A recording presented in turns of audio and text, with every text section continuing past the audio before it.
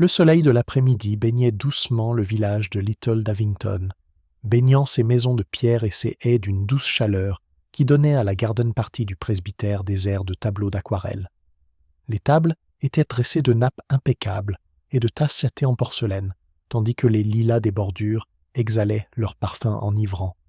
On entendait des rires, des bavardages et le léger tintement des petites cuillères contre les soucoupes, comme si le village tout entier s'était donné rendez-vous pour faire étalage de sa plus belle civilité. L'épouse du pasteur, Madame Constance Arkwright, s'activait, veillant à ce que chacun ait des sandwichs et des parts de génoise. C'était une femme formidable, d'une voix capable d'organiser une réunion paroissiale en moins de 10 minutes, et pourtant, elle ne se lassait pas de rappeler aux invités que ces réceptions étaient censées être des moments légers. Il y avait cependant une certaine tension dans ses sourires ce jour-là, comme si elle cherchait à apaiser une tension qu'elle ne parvenait pas à nommer. À une petite table près du treillis de rosiers, Miss Jane Marple était assise, ses aiguilles à tricoter cliquetant doucement sur ses genoux. Ses yeux, d'un bleu pâle et d'une douceur trompeuse, observaient Sue avec une attention silencieuse qui rendait le monde bien moins ordinaire qu'il n'y paraissait. Elle écoutait Madame Banbury raconter ses déboires concernant les prix de l'épicier, saluait poliment la jeune Lydia Fenwick qui répétait son accent londonien, et tout ce temps, elle percevait plus qu'elle ne laissait paraître les froncements de sourcils subtils, les regards hésitants, le léger murmure sous la surface des plaisanteries villageoises. C'est lors de la tombola, une joyeuse distraction destinée à récolter des fonds pour le toit de l'église, que la première note d'inquiétude se fit sentir dans l'après-midi. Madame Arkwright avait préparé un panier contenant des dons, des pots de confiture, une boîte de biscuits et, curieusement, un petit journal intime relié en cuir, recouvert d'une délicate dentelle faite main. Sa présence était suffisamment étrange pour susciter des murmures. « Qui donc offre un journal intime comme prix de tombola » murmura M. Godfrey Willis, l'avocat à la retraite. Sa femme le fit taire, mais Miss Marple ne put retenir ses paroles. La dentelle, fine et jaunissante avec le temps, suggérait qu'elle avait été confectionnée pour quelqu'un de bienveillant, peut-être même d'affectueux. Le placer dans un panier de tombola semblait presque insouciant, voire délibéré. Le journal fut remporté par Lydia Fenwick, qui rit de sa bonne fortune et l'attacha avec un ruban, avant de le glisser dans son sac à main. Son rire, cependant, sonnait un peu trop fort, comme si elle voulait se moquer d'un prix plus important qu'il ne le devrait. Le thé continua, la musique du gramophone résonna, et pourtant le journal persista en arrière-plan, tel un invité indésirable. Lorsque Lydia s'excusa plus tôt, prétextant une course au village, son départ fut marqué par un silence qui dura une seconde de trop. Miss Marple remarqua la crispation du visage de Madame Arkwright et le regard du vieux M. Willis s'éloignant de Lydia avec une acuité plus aiguë que la curiosité. Le soir, lorsque les villageois rentrèrent chez eux, le calme de la garden party vola en éclats. Lydia Fenwick n'était pas rentrée chez Madame Bunting. On ne l'avait pas vue non plus au bureau de poste, où elle prétendait devoir envoyer un télégramme. Ce qu'on trouva à la place était bien plus inquiétant. Son sac à main traînait près de l'échalier de Mill Lane, le journal intime recouvert de dentelle toujours à l'intérieur, et aucune trace de Lydia elle-même. La nouvelle se répandit rapidement à Little Davington. Le garçon épicier prévint le boulanger, qui le prévint le forgeron, qui le prévint Madame Banbury, avant même qu'elle ait terminé son cacao du soir. À la tombée de la nuit, tout le village ne parlait plus que de ça. Certains murmuraient que Lydia s'était enfuie à Londres pour poursuivre une carrière théâtrale. D'autres suggéraient qu'elle avait été appelée subitement par sa famille. Mais la présence du sac à main, impeccable, comme soigneusement placé, ôtait toute conviction à ces théories. Miss Marple, dans son salon au bout de High Street, apprit la nouvelle par la nièce de sa femme de chambre, venue, essoufflée, lui raconter les dernières nouvelles. Elle plia son tricot, posa ses lunettes et examina les faits avec sa douce patience habituelle. Une jeune femme ne laisse pas son sac à main et son précieux agenda derrière elle à moins d'y être contrainte, songea-t-elle. Et la contrainte, dans un village comme celui-ci, pouvait prendre de nombreuses formes, la plupart tacites. Le lendemain matin, l'agent Hill se renseignait déjà, marchant avec ses robustes bottes, avec l'air d'un homme plus habitué au vélo égaré qu'aux jeunes femmes disparues. Il interrogea consciencieusement Madame Bunting, qui se tordit les mains, et affirma que Lydia semblait de bonne humeur. Il parla à l'épicier, qui se souvenait que Lydia avait acheté une seule pomme ce matin-là. Il parla également à Madame Arkwright, qui prétendit ne pas bien connaître la jeune fille, même si son regard se porta nerveusement vers le jardin en le disant. Miss Marple écoutait les rapports du gendarme autour d'une tasse de thé à l'auberge. Elle avait l'avantage de savoir que dans les petites communautés, tout était poli pour l'apparence, et que la vérité résidait rarement dans les mots. Elle résidait dans les hésitations, dans un rapide coup d'œil échangé par-dessus une tasse de thé, dans le journal intime que quelqu'un avait jugé bon d'offrir en lot de tombola. Les journaux intimes étaient des choses privées, après tout. On y notait des sentiments qu'on n'osait pas exprimer. Et les sentiments, lorsqu'ils étaient suffisamment dangereux, menaient parfois au crime. Dans l'après-midi, une découverte plus inquiétante fut faite. Sur le sentier menant à l'ancien étang du moulin, une touffe d'herbe écrasée suggérait une lutte. À côté, un seul morceau de dentelle déchiré, délicat, reconnaissable entre mille, arraché à la couverture du journal. C'était comme si le passé s'était violemment imposé au présent, emportant avec lui des secrets qu'il aurait mieux valu garder cachés. Le village, si paisible la veille encore, grouillait désormais de rumeurs. Et au cœur de tout cela, assise, son tricot sur les genoux, les yeux doucement baissés, Miss Marple songea à ce qu'elle savait déjà. Quelque part parmi ses voisins se trouvait la réponse, et que ce journal recouvert de dentelle, vieilli et curieusement jeté à la tombola, n'était pas un innocent bibelot. C'était une clé, la clé d'un crime qui venait à peine de se dérouler. Le lendemain matin, à Little Davington, l'aube était radieuse et d'une paix trompeuse. Le soleil illuminait les chaumières recouvertes de lierre, et le facteur sifflait joyeusement en faisant sa tournée. Pourtant, sous la surface, le village bourdonnait de spéculations. La disparition inexpliquée de Lydia Fenwick était le seul sujet sur toutes les lèvres, et telle une onde se propageant sur un étang, l'histoire prenait de l'ampleur à chaque récit. À l'épicerie, Madame Banbury faisait la queue pour sa ration habituelle de farine et de beurre, parlant à voix basse mais pressante. « Croyez-moi, dit-elle à Madame Linton, qui examinait les pommes avec une attention soupçonneuse, que la jeune fille s'était enfuie. Certaines jeunes femmes ne peuvent résister au frisson de s'enfuir avec un homme, surtout lorsqu'elles souhaitent cacher quelque chose aux gens respectables. » Madame Linton pinça les lèvres, peu impressionnée. Une fugue? Absurde. Les filles rêvent peut-être de grandes histoires d'amour, mais elles ne laissent pas leur sac à main et leurs agendas derrière elles. Non, il y a quelque chose de plus sombre qui se trame. J'ai entendu dire par M. Croft, qu'il a appris de son neveu, qu'il y avait des empreintes de pas près des deux seuls pères, l'une plus grande que l'autre. Cela n'évoque pas une promenade romantique en calèche, Madame Banbury. Cela suggère une lutte. De telles discussions se répétaient aux quatre coins du village. À la boulangerie, le jeune Thomas fut accusé d'en savoir plus qu'il ne le laissait paraître, simplement parce qu'il avait livré du pain au logement de Lydia le matin même de sa disparition. À la poste, Madame Renshaw affirma que Lydia devait avoir des dettes à Londres, et s'était éclipsée avant l'arrivée de ses créanciers. Et à l'auberge, M. Godfrey Willis, avocat à la retraite et toujours prompt à la rhétorique, déclara d'un ton pesant que Lydia tenait un journal secret de ses rencontres scandaleuses et qu'elle avait été réduite au silence pour cela. Il n'avait aucune preuve, bien sûr, mais dans un village où les ragots étaient aussi nourrissants que le porridge, les preuves étaient souvent considérées comme facultatives. Miss Marple, assise dans son salon soigné avec une tasse de thé, entendait la plupart de ces théories de seconde main.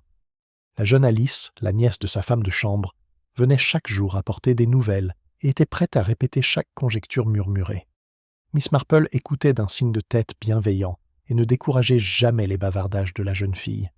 Les ragots, après tout, étaient rarement exacts, mais ils révélaient souvent les espoirs, les craintes et les jalousies mesquines de ceux qui les propageaient. Cela, à ses yeux, avait bien plus de valeur que des faits recueillis au hasard. L'enquête policière, quant à elle, semblait s'accélérer. L'agent Hill rapporta qu'il n'y avait guère de traces d'actes criminels. Un sac à main perdu, un bout de dentelle, tout cela s'explique, dit-il au vicaire autour d'une tasse de thé léger. Il est fort probable que la jeune femme soit partie de son plein gré. J'ose dire qu'elle reviendra dans un jour ou deux avec une histoire de visite chez une tante. Son ton était celui d'un optimisme forcé, même si sa femme fit plus tard remarquer à Madame Banbury qu'il avait semblé mal à l'aise ce matin-là. Une jeune fille disparue déstabilisait même le plus dénué d'imagination des agents. Au presbytère, Madame Arkwright peinait à conserver son calme habituel. Elle avait été l'hôtesse de la tombola malchanceuse, et maintenant le journal intime recouvert de dentelle, empreint de mystère, était lié à la disparition. Interrogée à ce sujet, elle affirma vaguement qu'il se trouvait dans une boîte contenant des objets donnés, sans pouvoir ni vouloir révéler qui l'avait fourni. Son évasif ne passe pas inaperçu. Le pasteur Un homme bienveillant qui préférait avoir une bonne opinion de chacun la rassura en lui disant que personne ne la blâmerait pour ce qui s'était passé. Mais le froncement de sourcils de Madame Arkwright s'accentuait à chaque fois que le nom de Lydia était prononcé. Le journal lui-même était resté en possession de l'agent Hill. Il l'avait feuilleté brièvement et avait trouvé les pages vierges, à l'exception des premières, où de légères empreintes suggéraient que des mots avaient été écrits puis soigneusement arrachés. À ses yeux, ce n'était rien de plus qu'un vieux carnet orné de dentelles. Pour Miss Marple, en revanche, le fait d'arracher ces pages était aussi révélateur que si les mots eux-mêmes étaient restés. On ne détruit que ce qui est dangereux. Dans le salon douillet de l'auberge, la conversation prit une tournure plus sinistre. M. Willis se pencha en avant, baissant la voix comme pour une confidence juridique. À mon avis, ce journal contenait des informations compromettantes. Sinon, pourquoi aurait-il été jeté avec autant de négligence? Un souvenir de cette nature est généralement jalousement gardé. Non, je pense que notre jeune Lydia est tombée par hasard sur une information qui ne lui était pas destinée, et que celui qui voulait la cacher a veillé à sa disparition. Ces mots restèrent en suspens, glaçant les auditeurs, bien que personne n'osât exprimer à voix haute ce que chacun craignait intérieurement. La jeune fille disparue n'était plus en vie. Miss Marple, passant devant l'auberge avec son panier, s'arrêta juste le temps de saisir le rythme de son discours et la respiration haletante de Madame Banbury, assise à proximité. Elle connaissait les signes, l'empressement avec lequel on s'accroche à des explications sordides, la satisfaction de pointer vers le mystère là où des vérités plus terre-à-terre auraient suffi. Pourtant, elle savait aussi que sous de tels discours se cachaient souvent des fragments de savoir réels, déformés par l'imagination en des formes fantaisistes. Elle nota mentalement la certitude de M. Willis concernant le journal et la réticence de Mme Arkwright à en discuter les origines. De tels détails étaient comme les points d'une broderie, insignifiants à eux seuls, mais formant ensemble un motif. Dans l'après-midi, l'atmosphère à Little Davington avait basculé de la curiosité anxieuse à une atmosphère plus vive. Les portes se fermaient au passage d'inconnus et même les voisins familiers se regardaient avec une méfiance nouvelle. Le journal intime recouvert de dentelles était devenu plus qu'un objet. C'était le symbole de secrets, de choses connues mais non dites, de vérités cachées qui pesaient sur la vie policée du village. Pour Miss Marple, ce n'était pas une surprise. Elle avait compris depuis longtemps que derrière chaque rideau de dentelle, chaque haie taillée et chaque visage souriant d'un village anglais se cachait la possibilité de trahison, de ressentiment et d'envie. Ce soir-là, Miss Marple reçut une visite inattendue. La logeuse de la jeune Lydia, Madame Bunting, arriva, troublée, serrant un châle autour de ses maigres épaules. « Il fallait absolument que je parle à quelqu'un de sensé, » dit-elle, son regard nerveux parcourant la pièce. « La police est gentille, mais elle ne comprend pas. Lydia avait eu peur la semaine dernière. Elle m'a dit une chose étrange mardi soir, à savoir qu'elle aurait préféré ne jamais venir à Little Davington. Quand je l'ai pressée, elle a ri, mais je voyais ses mains trembler en pliant ses lettres. Et maintenant, elle est partie. » La voix de Madame Bunting se brisa et elle s'essuya les yeux. Miss Marple, toujours douce, lui servit une tasse de thé et la pressa de s'asseoir. Elle ne posa pas de questions directement, mais laissa la femme parler, car elle savait que les gens en disent souvent plus lorsqu'on les réconforte que lorsqu'on les interroge. Aux paroles hésitantes de Madame Bunting, Miss Marple retira un détail intéressant. Lydia avait été vue à plusieurs reprises en compagnie d'un homme étranger au village, grand et bien habillé, qui semblait la rencontrer discrètement près de la ruelle du moulin. Personne ne connaissait son nom et Lydia avait prétendu que c'était une vieille connaissance. Le fait qu'il n'ait pas été mentionné dans les commérages en disait long à Miss Marple. Les villageois racontaient souvent des histoires, mais ils les taisaient rarement, sauf si la peur ou la loyauté les forçait à se taire. Après le départ de Madame Bunting, Mademoiselle Marple resta assise seule dans son salon, son tricot intact sur ses genoux. Le journal, les pages manquantes, le prix de la tombola, la jeune fille disparue, l'inconnu. Manal, c'était des fils qui attendèrent d'être resserrés. Elle n'avait pas encore une vue d'ensemble, mais elle ressentait l'attrait familier de l'intuition, cette certitude tranquille que la folie humaine, et non le hasard, était à l'œuvre. Quelque part dans le petit Davington se trouvait la vérité, enveloppée aussi étroitement que de la dentelle autour d'un journal intime. Ainsi, tandis que le village murmurait et inventait ses histoires, Miss Marple réfléchissait calmement et clairement, comme à son habitude, car elle savait que derrière chaque murmure se cachait un fond de vérité, et derrière chaque vérité, un mobile. Ce n'était qu'une question de patience avant que le motif ne se révèle. Le lendemain matin de la visite nocturne de Madame Bunting, Little Davington poursuivait sa routine habituelle, mais un malaise invisible submergeait chaque tâche quotidienne. La charrette du laitier roulait sur son chemin habituel et les enfants couraient à l'école, leurs cartables rebondissant contre leurs jambes, mais chaque conversation, que ce soit dans la boutique ou dans la rue, semblait tourner autour de l'absence de Lydia Fenwick. L'agent Hill, conscient à contre-cœur que la disparition de Lydia ne pouvait être si facilement ignorée, commença à effectuer des visites plus formelles. Sa méthode était plus obstinée qu'inspirée, mais il abordait ses fonctions avec une sorte de sérieux impassible. Mademoiselle Marple, debout devant le portail de son jardin, taillant un rosier rebelle, l'observait tandis qu'il se dirigeait vers la maison de M. Godfrey Willis. Elle vit le jeune agent tirer sur son col, visiblement incertain de la manière de s'adresser à un homme qui ne cessait de rappeler à tous sa formation juridique. Un sourire brilla au coin des lèvres de Mademoiselle Marple. Il repartirait avec moins d'informations qu'il ne l'espérait, mais la visite elle-même pourrait susciter des réactions plus utiles. Dans le salon de Willis, l'avocat à la retraite servit le thé à son invité avec une cérémonie délibérée. « Vous devez comprendre, constable, je n'ai pas grand-chose à ajouter, dit-il d'une voix lourde, de l'autorité de ces années passées au tribunal. La jeune femme était frivole, un peu frivole peut-être. Elle avait mentionné un jour à l'auberge ses ambitions au-delà de la vie de village, mais je n'y avais guère prêté attention. Si elle a choisi de disparaître, ce n'est pas la première fois qu'une jolie fille le fait. Vous trouverez Londres jonché de conséquences d'une telle imprudence. » Il hocha la tête, griffonnant quelques notes, même s'il doutait visiblement de la valeur de cette information. Par la fenêtre, Miss Marple aperçut l'épouse de Willis qui écoutait attentivement depuis le couloir, le visage crispé par l'inquiétude. Elle se demanda si Madame Willis en savait plus que son mari ne voulait l'admettre. Plus tard dans la journée, l'agent Hill reporta son attention sur Madame Arkwright au presbytère. L'hôtesse de la malheureuse tombola semblait plus inquiète qu'auparavant, son calme habituel ayant perdu toute vivacité. Elle insista, avec un rire forcé, sur le fait que le journal se trouvait parmi les dons anonymes déposés devant sa porte.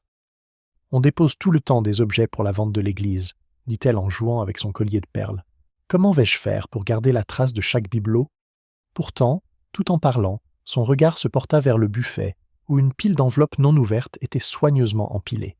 Mademoiselle Marple, assise tranquillement dans un coin avec son tricot, ne manqua pas de remarquer la façon dont la femme du pasteur s'agita, mal à l'aise, lorsque le sujet du journal fut abordé. Ce n'était pas de la culpabilité, pas exactement qu'elle perçut, mais la tension évidente de quelqu'un qui retient plus qu'il ne voulait en révéler. Le vicaire lui-même, doux et attentionné, exprima sa tristesse face à la situation critique de Lydia, mais n'offrit aucune aide concrète. Il rappela au constable que la réputation de ses paroissiens était fragile et l'exhorta à la prudence dans la manière de poser les questions. Mademoiselle Marple, qui avait vu la réputation de nombreuses paroisses s'effondrer sous une pression moindre, jugea son conseil généreux, mais irréaliste. Les gens parleraient, et ils le faisaient déjà avec plaisir. Chez Madame Bunbury, où les rideaux de dentelle tremblaient à chaque passant curieux, les spéculations avaient laissé place à la conviction. « C'est l'homme », déclara-t-elle à qui voulait l'entendre. Le grand inconnu dont Madame Bunting expliquait la raison, il devait en avoir après la jeune fille. Croyez-moi, rien de bon ne sortait d'hommes mystérieux apparaissant au crépuscule.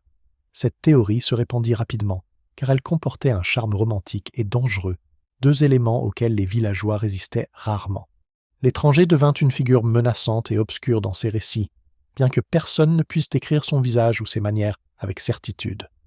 Miss Marple, qui apprit tout cela, de la bouche de la jeune Alice dans sa cuisine plus tard dans la soirée, ne le rejeta pas d'emblée. Elle avait appris depuis longtemps que les villageois inventèrent des histoires, mais rarement à partir de rien. Derrière ces exagérations se cachait un fond de vérité.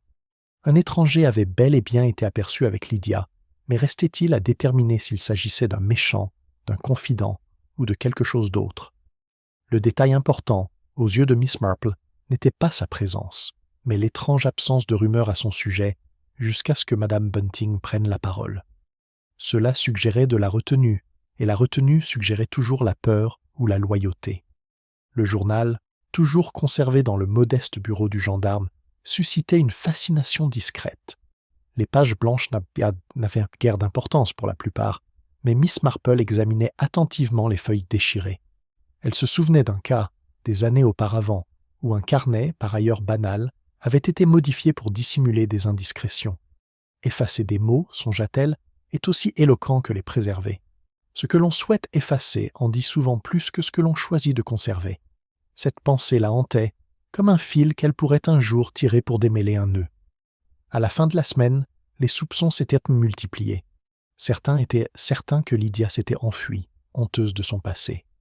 D'autres pensaient qu'elle avait été victime d'un acte criminel de la part de l'inconnu.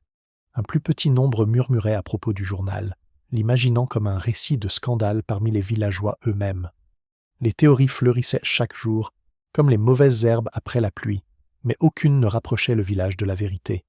L'enquête policière traînait en longueur sans révélation, et le froncement de sourcils de l'agent Hill s'accentuait à chaque rapport infructueux.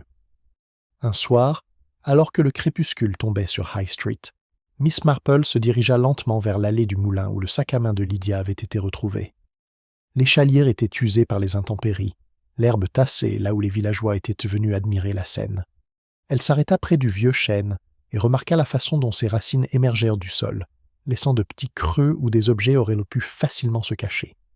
Elle se pencha sous prétexte de redresser son châle et remarqua une faible trace de pétales écrasés, des fleurs sauvages brisées, comme si quelqu'un s'était agenouillé précipitamment là. De tels détails, ignorés par les autres, lui en disaient long. On laisse souvent des traces de soi lorsqu'on agit avec précipitation. Sur le chemin du retour, elle croisa Madame Linton, qui ne put s'empêcher de lui faire part de sa dernière certitude. Tout finira par être une question de jalousie, vous verrez. Cette jeune fille se croyait admirée, et l'admiration engendre toujours le ressentiment. Je ne serais pas étonné qu'une de nos jeunes dames se lasse de ses manières et décide de lui donner une leçon. Mademoiselle Marple l'écouta poliment, l'air indéchiffrable. La jalousie était effectivement un mobile qu'elle avait déjà vu à maintes reprises, même si elle savait qu'il valait mieux ne pas l'accepter sans preuve. Malgré tout, l'insistance de Madame Linton fut archivée, un point de plus dans la broderie. Ce soir-là, seule dans son salon, Miss Marple réfléchissait aux fragments rassemblés jusqu'alors. Le journal aux pages déchirées, les déviations anxieuses de Madame Arkwright, l'homme anonyme près du chemin du moulin, et les rumeurs ondulantes se transformant en certitudes à demi acceptées. Elle n'avait pas encore de conclusion, mais elle sentait l'intuition familière lui dire que la vérité était là, à portée de main, cachée à la vue de tous parmi les détails ordinaires de la vie du village. Elle reprit son tricot, ses aiguilles cliquetant doucement dans le silence.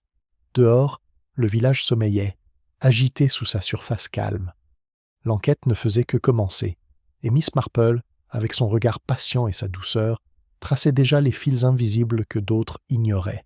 Ce n'était, pensait-elle, qu'une question de temps avant que ses fils ne révèlent le motif qu'ils étaient censés dissimuler. La brume matinale s'accrochait aux haies de Mill Lane, adoucissant les contours des chaumières et rendant le sentier familier étrangement incertain. Pour l'agent Hill, cependant, sa conviction grandissante était tout à fait fondée. Après plusieurs jours d'enquête infructueuse, il crut enfin que l'affaire avait trouvé sa voie. Une jeune fille disparue, un homme non identifié et la déclaration d'une logeuse évoquant des rencontres clandestines, autant d'éléments, à ses yeux, qui ne pouvaient qu'aboutir à une seule conclusion. Lydia Fenwick avait fréquenté de mauvaises fréquentations, et ces fréquentations lui avaient probablement porté préjudice. Il exprima ses pensées à voix haute au presbytère, où il avait pris l'habitude de faire un rapport quotidien. Il était logique, dit-il au vicaire et à sa femme, que cet inconnu ne fût pas une simple connaissance. Sinon, pourquoi la rencontrer près de l'étang du moulin, loin des regards respectables? Je ferai afficher des avis. Si quelqu'un parvient à l'identifier, nous pourrons clore cette affaire. Madame Arkwright serra les mains trop fort, les perles à son cou tremblant contre sa clavicule. Elle murmura son accord, bien que son regard trahît un certain malaise. Le vicaire, toujours bien intentionné, suggéra une prière, mais l'agent Hill était trop préoccupé par l'image de l'inconnu pour y prêter attention. La théorie de Hill se répandit rapidement, comme toujours. L'après-midi, le petit salon de l'auberge était animé par les rumeurs au sujet de l'étranger. Madame Banbury affirmait avoir aperçu une grande silhouette en manteau sombre passer devant son portail un soir de la semaine précédente. M. Croft affirmait avoir entendu des pas près de l'étang du moulin après le crépuscule, sans toutefois en connaître la direction. À vrai dire, aucun de ces récits n'était sûr, mais la certitude était rarement nécessaire lorsque les ragots suffisaient. Le village, avide de calmer ses craintes, s'est emparée de l'homme mystérieux comme du coupable évident. Miss Marple, quant à elle, observait la transformation avec sa patience habituelle. Assise dans son petit salon, elle écoutait la jeune Alice raconter les dernières histoires, avec l'enthousiasme de quelqu'un qui se sentait partie prenante d'une grande aventure. Ils disent tous que c'était lui, Miss Marple. Ils disent qu'il a dû la piéger, ou pire. Jane Marple hocha la tête, ses aiguilles à tricoter cliquetant doucement. Il est si naturel, ma chère, que l'on veuille reporter ses peurs sur un étranger. Le monde semble plus sûr lorsque le danger vient de l'extérieur. Pourtant, d'après mon expérience, les méfaits humains sont souvent bien plus domestiques qu'on ne l'imagine. Alice, trop absorbée par le drame, remarqua à peine la discrète réprimande. Ce soir-là, mademoiselle Marple assista au cercle de couture de l'église, soi-disant pour aider à ourler les nappes d'autel. En vérité, elle savait pertinemment que de telles réunions fournissaient plus d'informations que n'importe quel agent de police ne pouvait espérer en obtenir. Les dames de la paroisse, les mains occupées avec l'aiguille et le fil, laissaient libre cours à leur langue. Madame Linton déclara que Lydia avait été beaucoup trop coquette, un trait de caractère qui ne manquait pas de créer des ennuis. Madame Banbury rétorqua que la jeune fille avait semblé plus solitaire qu'audacieuse. Madame Arkwright, cousant en silence, ne fit aucun commentaire, bien que son aiguille ait piqué le tissu avec une force inhabituelle. Les yeux de mademoiselle Marple, baissés sur son ouvrage, ne se relevèrent que brièvement, suffisamment pour remarquer la tension dans la mâchoire de la femme du vicaire. Le silence, elle le savait, était souvent plus fort que les mots. Ailleurs dans le village, les soupçons prirent une autre tournure. M. Willis, l'avocat à la retraite, continua de parler du journal avec amertume. Autour d'une pinte à l'auberge, il déclara « Ce livre n'était pas une mince affaire. Je parie qu'il contenait des choses préjudiciables à l'un d'entre nous, et cette fille a payé pour en savoir trop. » Ces paroles, bien que pompeuses, étaient piquantes. L'idée que le danger ne vienne pas de l'extérieur mais de l'intérieur troublait ses auditeurs, même si personne n'osa le contredire ouvertement.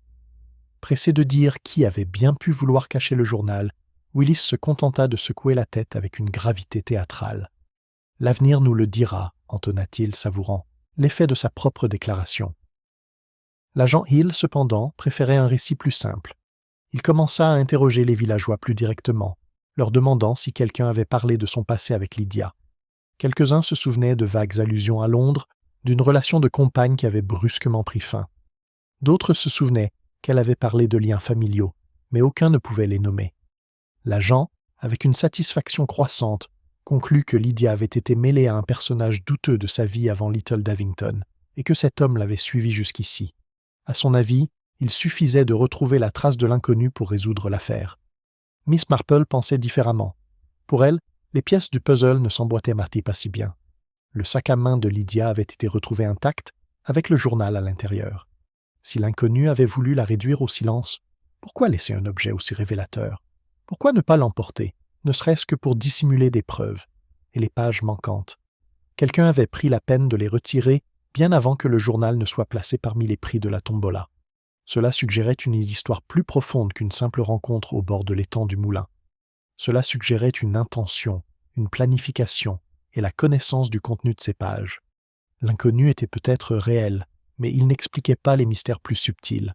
Ces réflexions furent interrompues le lendemain matin lorsque Madame Bunting appela à nouveau, troublée et au bord des larmes. « Ils disent tous des choses terribles, Miss Marple. Lydia s'est enfuie avec un homme, qu'elle n'était pas meilleure, qu'elle n'aurait dû l'être. Mais je sais qu'elle avait peur. Elle a dit qu'elle était surveillée, sans toutefois préciser qui. Je ne supporte pas l'idée que son nom soit ainsi traîné. » Miss Marple tapota la main de la femme, lui offrant le réconfort de paroles fermes. « Ne vous laissez pas troubler par les paroles vaines qu'est Madame Bunting. On voit les ombres où l'on veut. La vérité, quand elle viendra, sera on ne peut plus claire. » Pourtant, elle conserva en elle-même la phrase « surveiller ». Elle était lourde de sens. Les jours suivants apportèrent un curieux développement. Un ouvrier de passage, se rendant à la paroisse voisine, rapporta avoir vu un homme correspondant à la description de l'inconnu à l'auberge plus tôt dans la semaine. Le rapport était vague, à peine plus qu'une brève impression de taille et de vêtements sombres, mais l'agent Hill s'en saisit avec empressement. C'était, à ses yeux, la preuve que l'inconnu était réel et que sa théorie tenait la route. Des avis furent effectivement affichés, bien qu'ils ne contenaient que peu de détails, hormis la silhouette d'un inconnu. Les villageois, en voyant les mots imprimés, sentirent leur crainte prendre forme. Au chaud chez elle, Miss Marple, assise près du feu, réfléchissait à la tournure que prenaient les événements. La police, les villageois, et même Madame Buntingale semblaient pointer du doigt, au-delà des haies de Little Davington, la silhouette de l'inconnu. Mais ses longues années d'observation lui avaient appris le contraire. Les étrangers pouvaient être source de perturbations, mais ils laissaient rarement des traces aussi subtiles que des pages déchirées d'un journal intime ou un malaise dans le regard d'épouses respectables. De telles choses étaient ancrées dans la communauté elle-même, cousues sous les schémas de la vie quotidienne. S'il existait un coupable, se disait-elle, il se trouvait aussi bien sur les bancs de l'église paroissiale que dans l'ombre de l'étang du moulin. Pourtant, elle n'exprimait pas ses pensées à voix haute. Cela ne ferait qu'ouvrir la porte à la discussion, et la discussion obscurcissait la vérité au lieu de la révéler. Au lieu de cela, elle écoutait, observait et attendait, ses aiguilles cliquetant rythmiquement comme si son tricot n'était qu'un autre moyen de renouer les fils. Pour l'instant, le village avait son premier suspect, l'inconnu sans visage. Mais Miss Marple, à sa manière calme, savait que les premiers suspects étaient rarement les derniers. Les affiches concernant le mystérieux inconnu flottaient sur les murs des boutiques et à la porte du bureau de poste, leurs lettres en gras rappelant quotidiennement le suspect choisi par l'agent Hill. Les villageois s'arrêtaient par scène pour les lire, souvent avec une certaine délectation, avant d'y ajouter leurs propres souvenirs brodés de l'homme de grande taille au manteau sombre. Pourtant, malgré tous ces discours, personne ne produisit de description fiable, ni ne se présenta pour connaître son nom. Pour la plupart, la silhouette devint moins un homme qu'une ombre, commode, menaçante, et à l'abri des chaumières et des foyers de Little Davington. Miss Marple, cependant, avait appris depuis longtemps que les ombres étaient rarement aussi complaisantes. Elles dissimulaient souvent ce qui méritait l'attention, et non ce qui les rassurait. Elle reporta donc son attention sur le journal intime recouvert de dentelle, ce lot de tombolas des plus étranges, qui lui semblait aussi déplacé dans le jardin du presbytère qu'un loup parmi des agneaux. C'était là, pensa-t-elle, que résidait le cœur du problème, et non dans la silhouette imaginaire d'un étranger hantant les ruelles. Un après-midi, Miss Marple rendit une visite polie à l'agent Hill sous prétexte de lui apporter un pot de confiture de Quing. Elle le trouva à son bureau, sa plume griffonnant laborieusement un rapport. Le journal était ouvert à côté de lui, ses pages blanches légèrement décolorées par le temps. « Je ne comprends pas l'agitation qui s'en dégage », admit Hill lorsqu'elle lui demanda, avec son air habituel de douce curiosité, s'il avait trouvé quelque chose de nouveau, un gribouillage d'enfant si tant est qu'il ait été utilisé. J'ose dire qu'il n'avait jamais servi. Miss Marple se pencha plus près, les yeux pétillants de bonté. « Oh, mais il ne faut pas sous-estimer ces choses-là, agent. Même une page sans mots peut parfois parler, si l'on sait écouter. » Elle désigna doucement les légères marques laissées là où les pages avaient été déchirées. Elle lui semblait le fantôme d'une écriture manuscrite, invisible mais obstinément persistante. Hill haussa les épaules, sceptique, et reprit sa plume. Mais Miss Marple est partie avec la certitude que quelqu'un avait pris la peine non seulement de retirer ces pages, mais de dissimuler l'acte en offrant le journal comme prix, s'assurant ainsi qu'il ne semblait avoir aucune valeur. Le soir même, lors de sa promenade dans le village, elle s'arrêta au niveau de l'échalier du moulin où le sac à main de Lydia avait été retrouvé. Les marques à la craie du gendarme persistaient encore faiblement au sol, signe de sa tentative de procédure.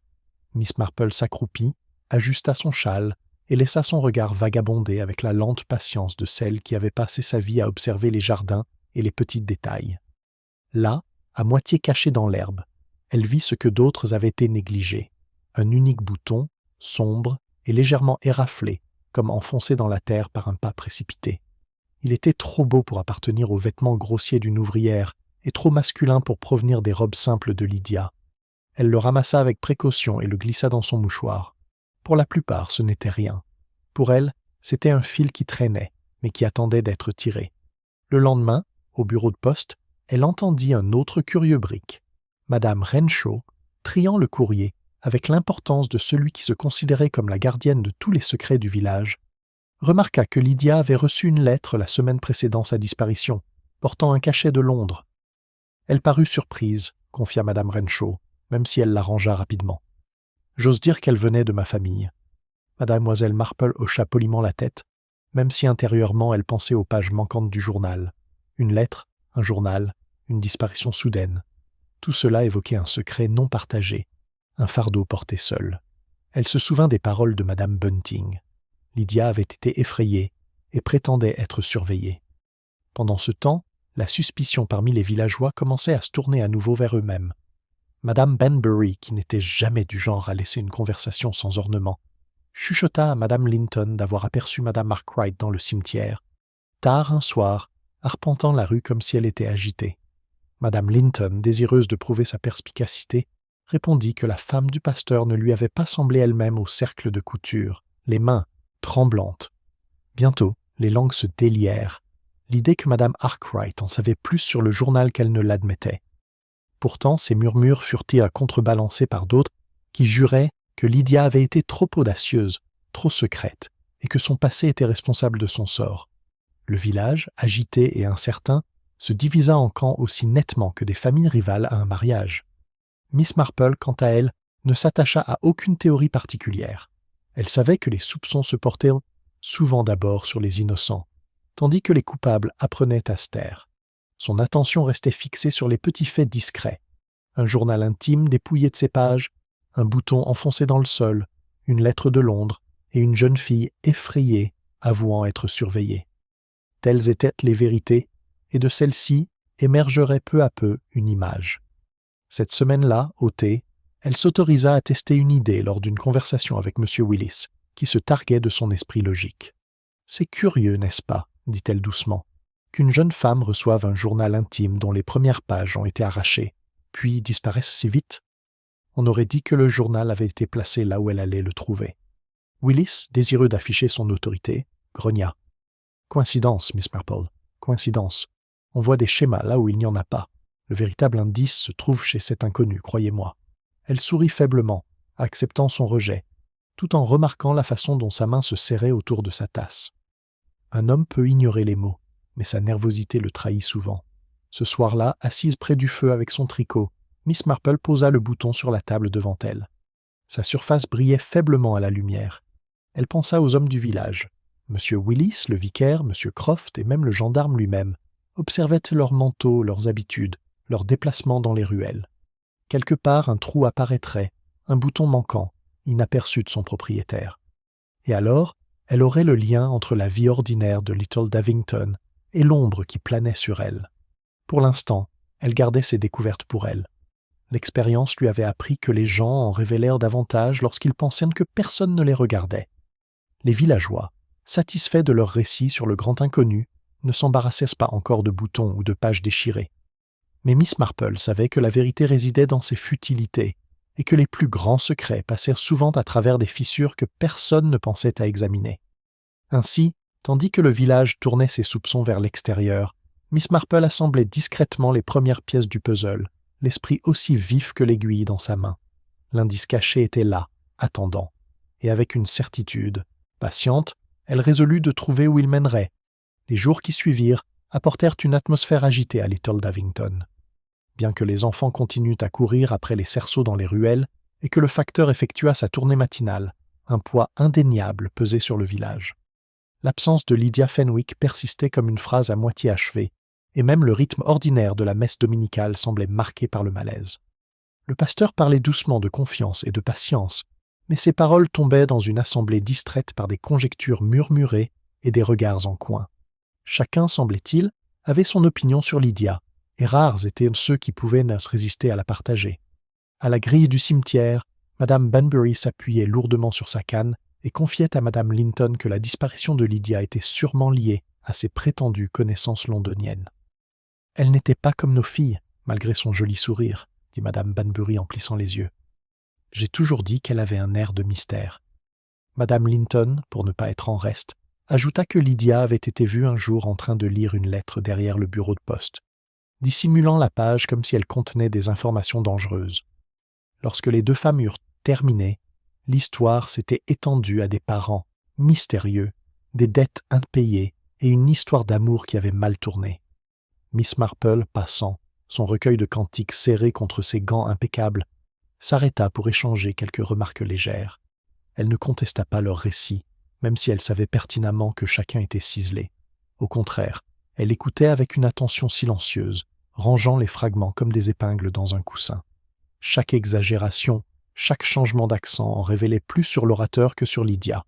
La nature humaine, songea-t-elle, était bien plus instructive que les faits seuls. L'après-midi, la trouva au presbytère, où Madame Arkwright triait du linge pour la vente de l'église. Le sang-froid de la femme semblait altéré, bien qu'elle s'efforçât de le dissimuler sous des gestes vifs et un sourire figé.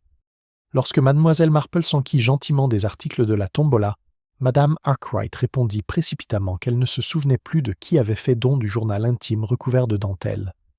Tant de choses étaient arrivées cette semaine-là, Mademoiselle Marple. Des pots de confiture, des livres, une paire de chandeliers.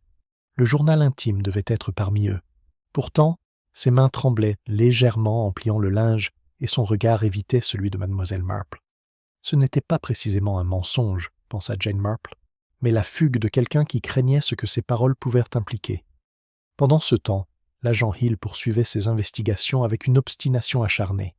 Il interrogea l'aubergiste qui admit que Lydia y avait pris le thé à plusieurs reprises, mais toujours seule. Il s'entretint avec le jeune Thomas, le garçon boulanger, qui se rappelait avoir livré un colis au logement de Lydia, colis qu'elle avait reçu avec une agitation visible. Hill nota consciencieusement ces informations dans son registre, bien que ses pensées restassent fixées sur la silhouette du grand inconnu. Pour lui, ces détails ne faisaient en que confirmer ce qu'il croyait déjà. Lydia était mêlée à des affaires extérieures au village et en avait payé le prix. Miss Marple, cependant, vit un autre motif se dessiner. Le bouton qu'elle avait trouvé près du style lui pesait sur l'esprit. Elle avait observé le manteau de M. Willis à l'église, notant avec attention la rangée de boutons sur le devant. Ils étaient intacts, même si la couture de l'un d'eux semblait récemment renforcée. Le manteau du vicaire ne présentait aucun défaut, pas plus que celui de l'agent Hill.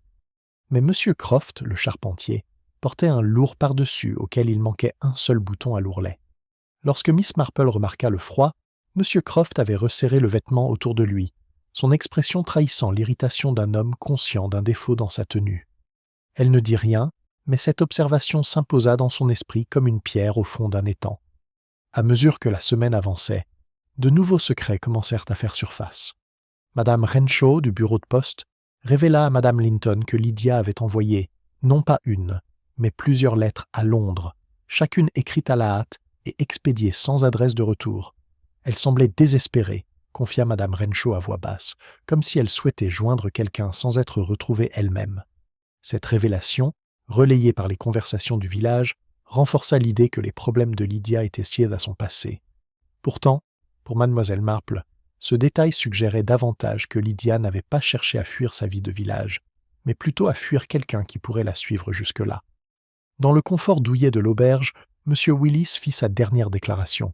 « Croyez-moi, mesdames et messieurs, cette affaire n'est pas aussi simple que le prévenu le prétendait.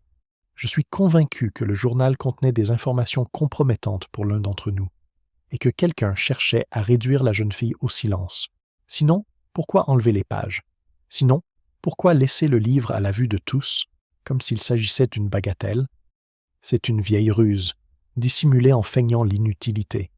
Son auditoire écoutait avec inquiétude, car malgré son ton pompeux, sa logique touchait une corde sensible. L'idée que le village lui-même puisse se sentir coupable était une idée que beaucoup préféraient ignorer. Miss Marple, tricotant tranquillement près du feu ce soir-là, réfléchissait à la question avec un calme détaché. Nul besoin de déclarations audacieuses. Elle se remémorait plutôt les paroles effrayées de Lydia à sa logeuse, les légères empreintes sur les premières pages du journal, les lettres de Londres et le bouton enfoncé dans le sol. Chaque détail évoquait une pression, un rapprochement, une jeune femme luttant contre des forces trop puissantes pour elle seule. Et chacun évoquait non pas un étranger lointain, mais des liens tissés au cœur même de Little Davington. Pourtant, Miss Marple connaissait bien les dangers d'une déclaration trop hâtive. Les villageois, une fois engagés dans une voie, ne l'abandonnaient pas facilement, et contester l'image de l'inconnu ne ferait que susciter la résistance. Elle garda donc ses conseils, laissant les rumeurs enfler, le gendarme poursuivre ses observations et les villageois broder leurs histoires. Pendant tout ce temps, elle écoutait, observait et attendait silencieusement le prochain faux pas, le prochain mot inconsidéré ou le prochain détail oublié qui éclairerait le tableau. Ce faux pas est arrivé plus tôt que prévu. Le mardi après-midi, alors qu'elle quittait l'épicerie avec un petit paquet de thé, elle croisa Madame Arkwright, debout près du portail de l'église. La femme était pâle, son sang-froid épuisé. Elle salua mademoiselle Marple avec une joie forcée, mais en ajustant son châle, un petit morceau de dentelle vola hors de sa poche. Il était délicat, jauni par le temps, et ressemblait tellement à la couverture du journal que le regard de mademoiselle Marple s'y arrêta un instant, plus longtemps que la courtoisie ne l'exigeait. Madame Arkwright, le remarquant, le ramassa vivement et le glissa dans son réticule. « Une vieille garniture, dit-elle précipitamment. Je voulais raccommoder une nappe. » Elle sourit trop fort, puis s'excusa. Miss Marple continua son chemin, le visage calme, mais intérieurement, ses pensées s'agitaient. La dentelle, le journal, les pages manquantes, la jeune fille effrayée, ce n'était plus une simple coïncidence. Les secrets cachés sous la surface de Little Davington commençaient à émerger, et Miss Marple, avec sa patiente perspicacité, était déterminée à les suivre. Le village de Little Davington s'est réveillé jeudi, avec une nouvelle qui apportait un nouveau frisson d'inquiétude. Alors que les rumeurs sur la disparition de Lydia commencèrent à prendre un ton familier, mi-peur, mi-sentiment. Curiosité, nouvel événement a bouleversé ce fragile équilibre. Cette fois, ce n'est pas l'absence qui a ému les villageois, mais la découverte. Tôt ce matin-là, M. Croft, le charpentier, alors qu'il marchait sur l'étroit sentier longeant l'étang du moulin, tomba sur un objet à moitié enfoui dans les roseaux. À première vue, il crut qu'il s'agissait d'un morceau de tissu trempé, peut-être abandonné par des garçons négligents. Mais en se penchant, il vit qu'il s'agissait d'une petite bourse en cuir, dont le fermoir était encore fermé. À l'intérieur se trouvaient quelques pièces de monnaie, un mouchoir plié et une carte de visite au nom de Lydia Fenwick. Croft la porta aussitôt à l'agent Hill, dont la satisfaction était évidente devant cette apparente confirmation d'un acte criminel. « Voilà », dit-il, le brandissant devant Madame Renshaw à la poste comme un trophée. La preuve irréfutable que la jeune fille avait été blessée près de l'étang. Cet inconnu y était pour beaucoup plus que jamais. Cette découverte fit jaser. À l'auberge, M. Willis déclara que la bourse avait été visiblement dissimulée dans un but trompeur. Chez l'épicier, Madame Banbury secoua la tête solennellement et affirma qu'il s'agissait de l'œuvre d'un scélérat qui avait voulu noyer la pauvre fille. Madame Linton proposa une autre version, suggérant que Lydia elle-même avait jeté la bourse dans l'étang, symbole de son abandon de son ancienne vie. Dans chaque salon, cuisine et boutique, la bourse était évoquée, sa signification étant façonnée et remodelée au gré de l'imagination de chacun. Miss Marple apprit la nouvelle d'Alice, arrivée essoufflée par les détails. Jane Marple la reçut calmement, bien que son esprit bouillonnât de calculs silencieux. La bourse, comme le journal, lui parut moins importante par son contenu que par son apparence. Pourquoi l'avait-on placée dans les roseaux, où elle serait certainement retrouvée? Si étranger. Si quelqu'un d'autre avait voulu le dissimuler, les eaux de l'étang l'auraient englouti sans laisser de traces. Sa présence en pleine vue suggérait non pas une dissimulation, mais une exposition. Quelqu'un souhaitait que le village regarde dans une direction particulière. Cet après-midi-là, l'agent Hill mena une nouvelle série d'interrogatoires, gonflé par l'autorité de sa découverte. Il pressa Madame Bunting de lui fournir davantage de détails, l'exhortant à avouer si elle en savait plus qu'elle ne l'avouait. La pauvre femme pleura, protestant qu'elle ignorait tout du sort de Lydia, hormis les paroles effrayées de la jeune fille. Hill confronta ensuite l'aubergiste, exigeant de savoir si un étranger de grande taille avait séjourné chez lui. L'homme nia catégoriquement, mais Hill partit, sceptique.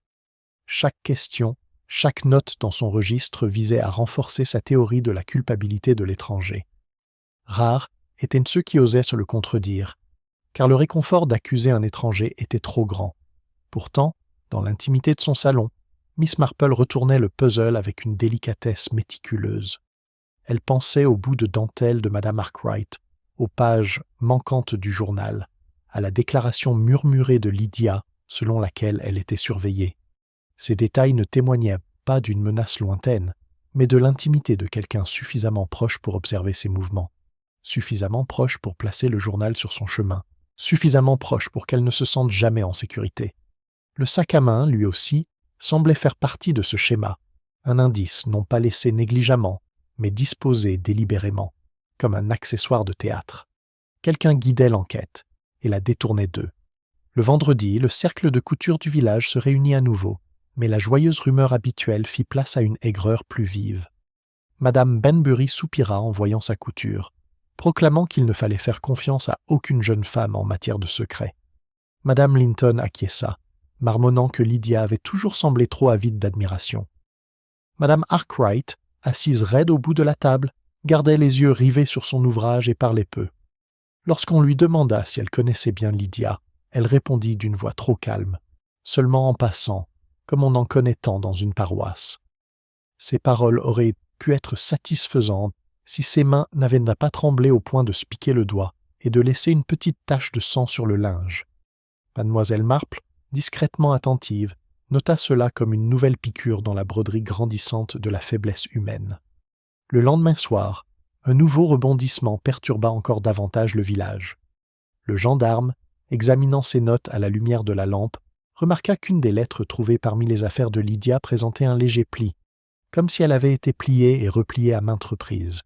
Non signée, elle était écrite d'une écriture soignée et mesurée, et ne contenait guère plus qu'une simple demande de rendez-vous près du portillon de Mill Lane.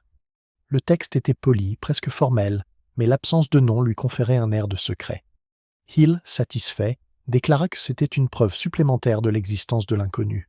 Pour Miss Marple, lorsqu'elle en entendit parler plus tard, la lettre parut différente.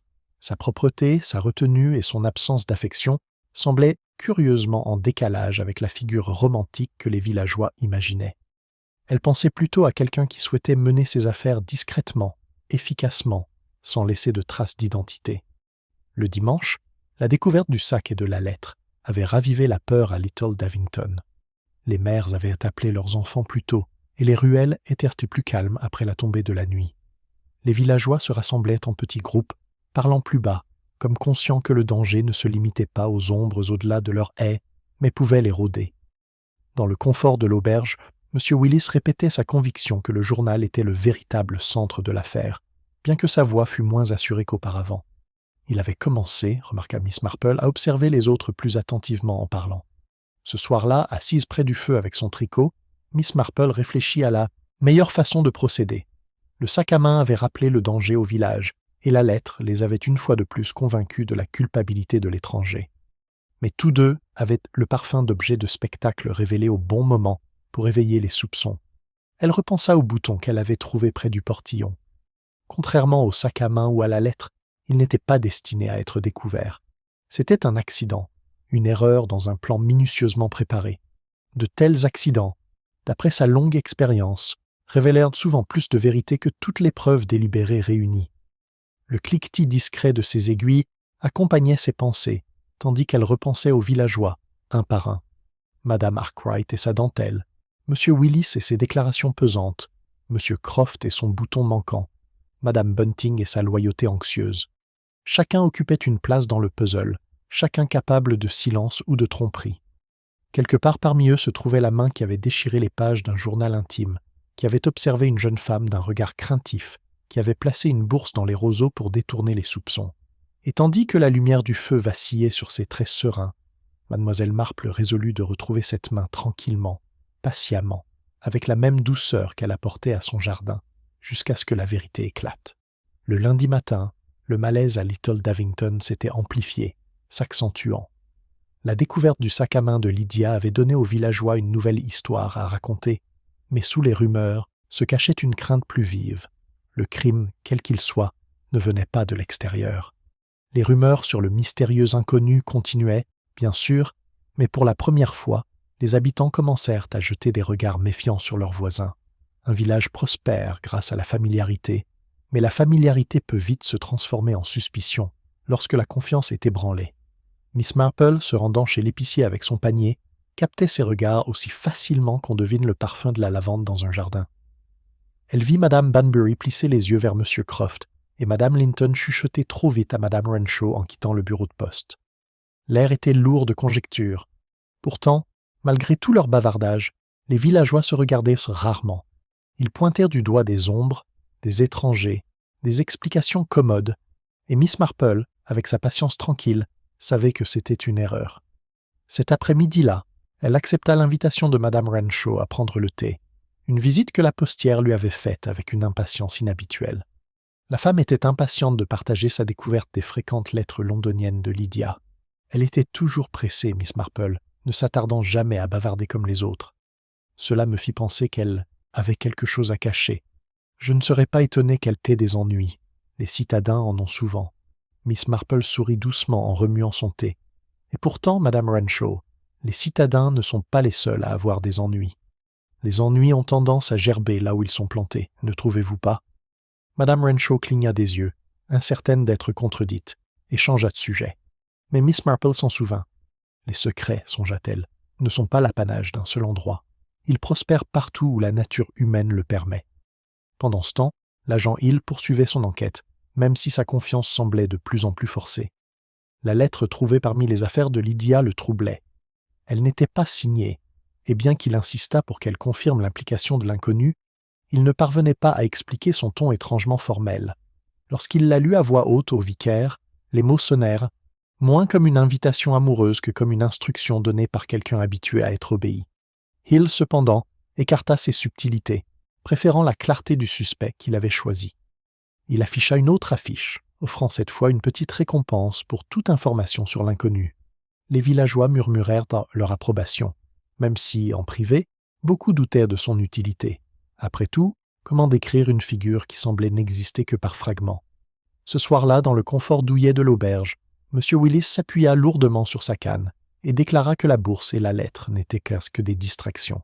« C'est le journal qu'il faut regarder » entonna-t-il d'une voix qui résonna à travers la pièce. Ce journal était couvert de dentelle, mesdames et messieurs, de dentelle, le tissu même de la dissimulation. Quelqu'un a enlevé ces pages pour une raison, et cette raison est parmi nous. Vous pouvez parler d'étrangers tant que vous voudrez, mais je dis que la vérité est bien plus proche. Ces paroles troublèrent l'assemblée, bien que personne ne le défiât ouvertement. Ils quittèrent l'auberge d'un pas plus lourd, chacun se demandant si la certitude pompeuse du notaire pouvait avoir quelque mérite. Miss Marple, assise tranquillement dans son salon, réfléchissait à la même chose. Le journal était bien le fil conducteur qui reliait chaque pièce du puzzle. Et pourtant, les villageois, avides de découvrir le drame d'un mystérieux étranger, semblaient être réticents à en examiner la signification. Pourquoi avait-il été tiré au sort? Pourquoi avait-il été dépouillé de ses pages? Et pourquoi Madame Arkwright transportait-elle des bouts de dentelle dans sa poche, comme si le hasard y avait attaché quelque chose?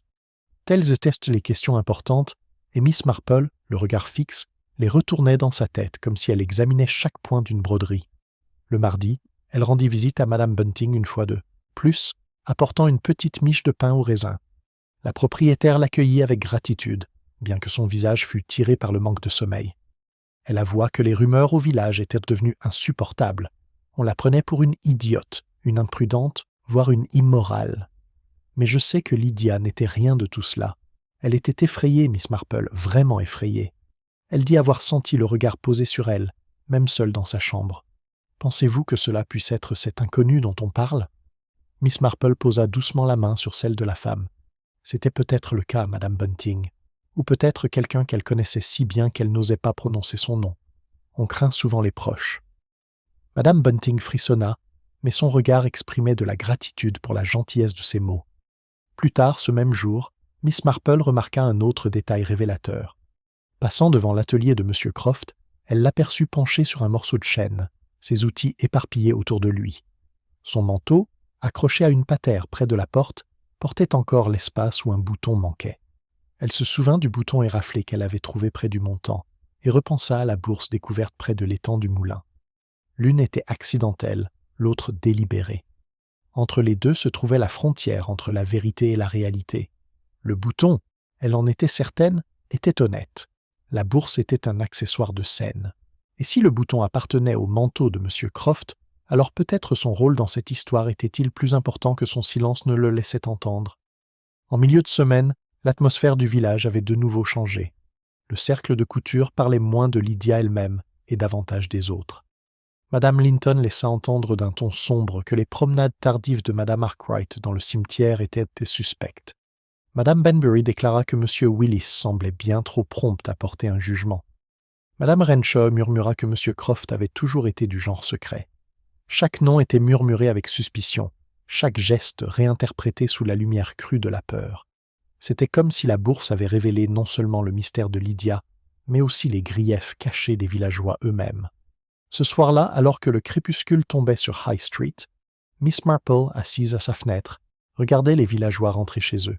Elle pensait au lacet dans la poche de Madame Arkwright, à la bourse dans les roseaux, à la lettre pliée et repliée, et au bouton enfoncé dans la terre. Morceau par morceau, le motif se précisait, bien qu'incomplet. Elle voyait devant elle non pas l'image d'un étranger, mais la silhouette d'une main familière guidant les événements, brouillant les pistes et éloignant toujours plus les soupçons. Ainsi, tandis que le village murmurait et tremblait sous le poids de ses propres peurs, Miss Marple gardait son sang-froid. Elle savait que la vérité, telle une mauvaise herbe dans un jardin, ne pouvait être étouffée éternellement. Elle finirait par percer, même soigneusement dissimulée. Il suffisait de patience, et Miss Marple en avait en abondance. Car à Little Davington, des secrets longtemps enfouis commençaient à ressurgir, et avec eux les ombres du passé auxquelles nul ne pouvait totalement échapper. Jeudi, les ragots à Little Davington atteignirent leur paroxysme. Ce qui avait commencé comme des spéculations sur le sort de Lydia Fenwick était devenu bien plus personnel. Les villageois, autrefois unis par leurs suspicions envers l'inconnu sans visage, tournèrent maintenant leurs regards les uns vers les autres. C'était comme si les haies bien entretenues et les chaumières bien rangées avaient perdu leur pouvoir rassurant. Chaque mouvement de rideau, chaque regard précipité semblait chargé d'accusations. À la poste, Madame Renshaw parla avec audace de M. Croft, insistant sur le fait que les habitudes solitaires du charpentier constituaient une preuve suffisante de culpabilité. Les hommes qui restent dans leur coin ont toujours quelque chose à cacher, déclara-t-elle en timbrant un colis avec une force inutile. Madame Linton, soucieuse d'affirmer sa propre intelligence, affirma que les promenades nocturnes de Madame Arkwright trahissaient une conscience troublée. Et Madame Benbury, pour ne pas être en reste, laissa entendre que les déclarations incessantes de M. Willis visaient à détourner les soupçons.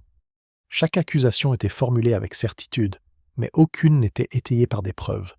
Miss Marple, observant ces échanges avec son doux sourire, savait que le village entrait dans sa phase la plus dangereuse au moment où la peur poussait les gens à s'en prendre à leurs proches. Elle avait déjà constaté ce phénomène à St. Mary Mead et dans d'autres petites communautés. Quand la vérité était cachée, l'imagination humaine s'empressait de combler le vide, et l'imagination était rarement clémente. Pourtant, elle ne rejetait pas ces accusations d'emblée. Même la théorie la plus folle, elle le savait, contenait souvent une part de vérité, aussi infime fût-elle. Cet après-midi-là, l'agent Hill rendit visite à M. Croft dans son atelier. Le menuisier ponce un chambranle de porte lorsque l'agent entra, l'air figé et déterminé. « Je vais être franc avec vous, Croft, » dit Hill, son crayon posé sur son carnet.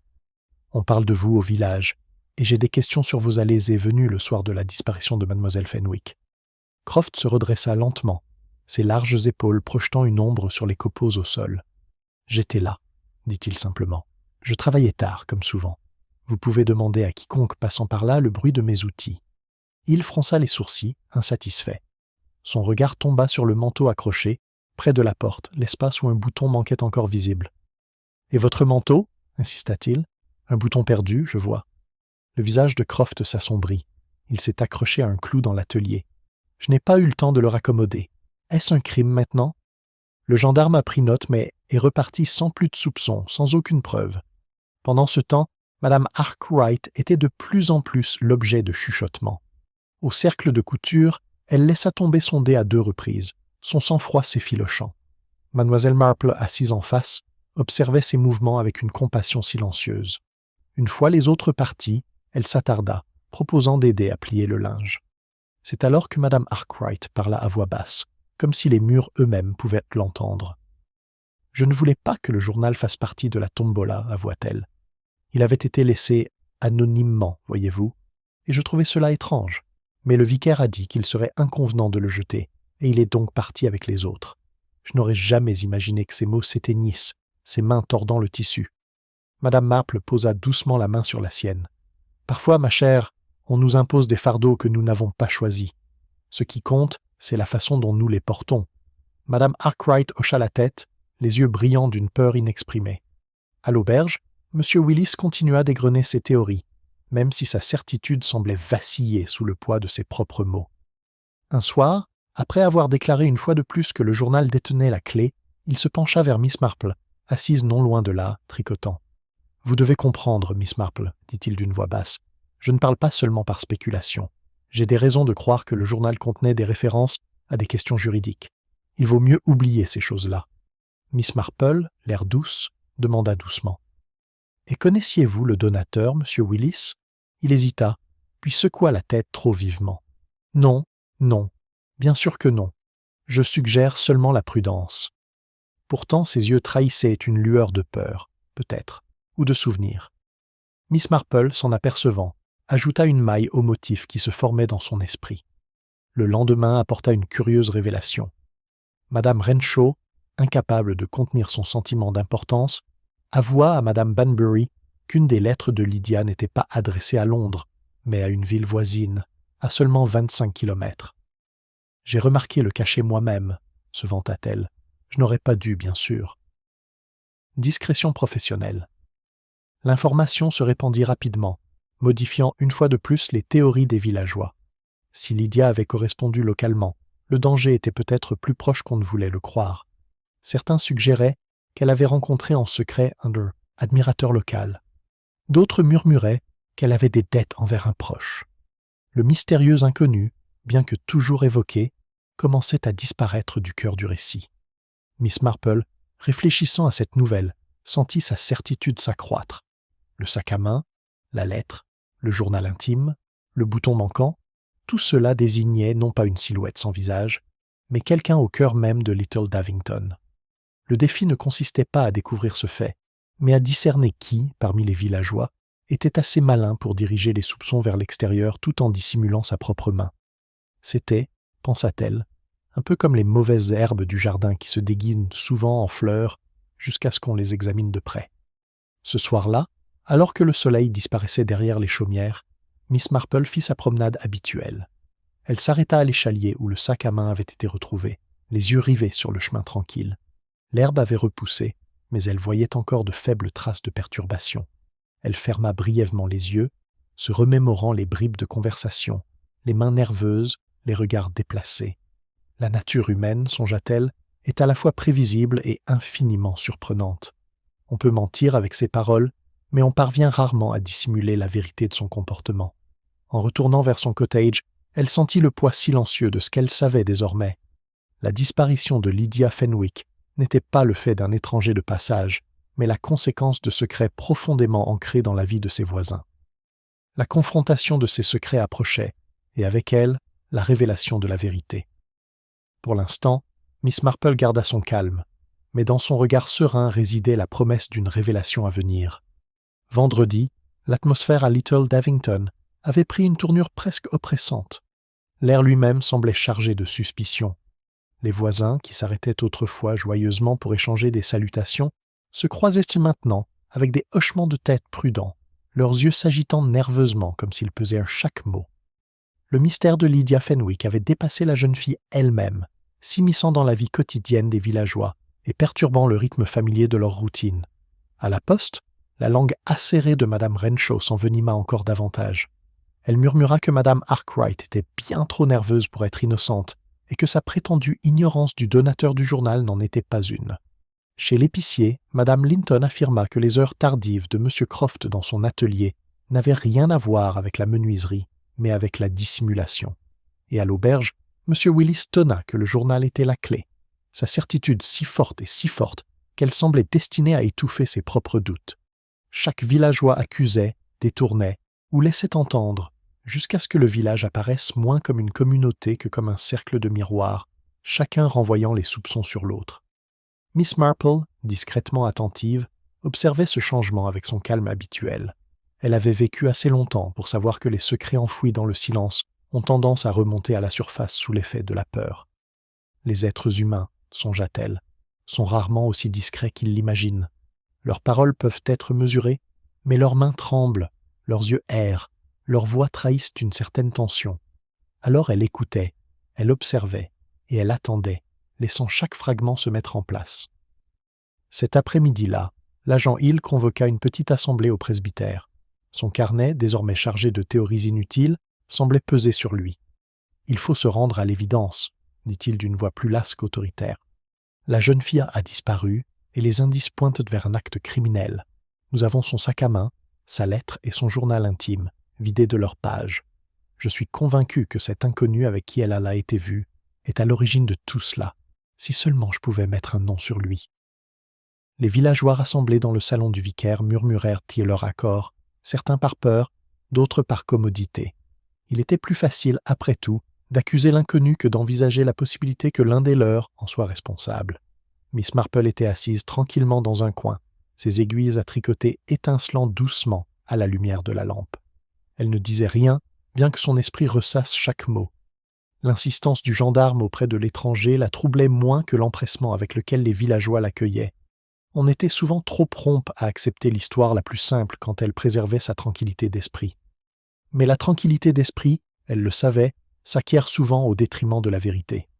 Le lendemain matin, un événement vint ébranler à nouveau ce fragile équilibre. Un garçon de ferme, envoyé chercher de l'eau au ruisseau au-delà de l'étang du moulin, revint pâle et tremblant. Il prétendit avoir trouvé un morceau de tissu emmêlé dans les roseaux, de couleur pâle et déchiré sur les bords. L'agent Hill, l'examinant, confirma qu'il s'agissait d'un fragment de mousseline provenant d'une robe de femme. Madame Bunting, à qui l'on montra le tissu, fondit en larmes et déclara qu'il appartenait à Lydia. Les villageois, apprenant la nouvelle, y virent la preuve sinistre que la jeune fille avait été blessée. La peur se transforma en effroi, et l'effroi en colère. La découverte divisa encore davantage le village. Certains s'accrochèrent encore plus à la théorie de l'étranger, convaincus qu'il avait attiré Lydia jusqu'à l'étang et s'en était débarrassé. D'autres commencèrent à se demander si l'un des leurs n'avait pas mis en scène les preuves en plaçant le sac à main, la lettre et maintenant le tissu pour détourner les soupçons. L'auberge devint le lieu d'un débat tendu, chaque voix s'élevant plus fort que la précédente, tandis que le cercle de couture se taisait, ses membres cousants, les lèvres pincées et les regards méfiants. Miss Marple, apprenant la nouvelle du tissu, sentit sa certitude s'aiguiser. Ce n'était pas un hasard. Tout comme la bourse avait été placée là où elle serait sûrement trouvée, ce fragment de robe avait été laissé là pour attirer le regard. Quelqu'un tissait une histoire que le village devait suivre, et chaque élément de preuve était moins un indice qu'une performance. C'était, pensa-t-elle, l'œuvre de quelqu'un d'assez intelligent pour comprendre l'imagination humaine et d'assez téméraire pour croire pouvoir la contrôler. Ce soir-là, elle se dirigea de nouveau vers l'échalier de Mill Lane, là où tant de mystères semblaient planer. L'air était frais, les haies animées du bruissement des petites créatures qui s'installaient pour la nuit. Elle resta immobile, les yeux rivés au sol, et repensa aux paroles effrayées de Lydia, aux pages manquantes du journal, aux boutons éraflés qu'elle avait trouvés. Chacun évoquait une lutte non pas contre un inconnu, mais contre une personne connue, un proche.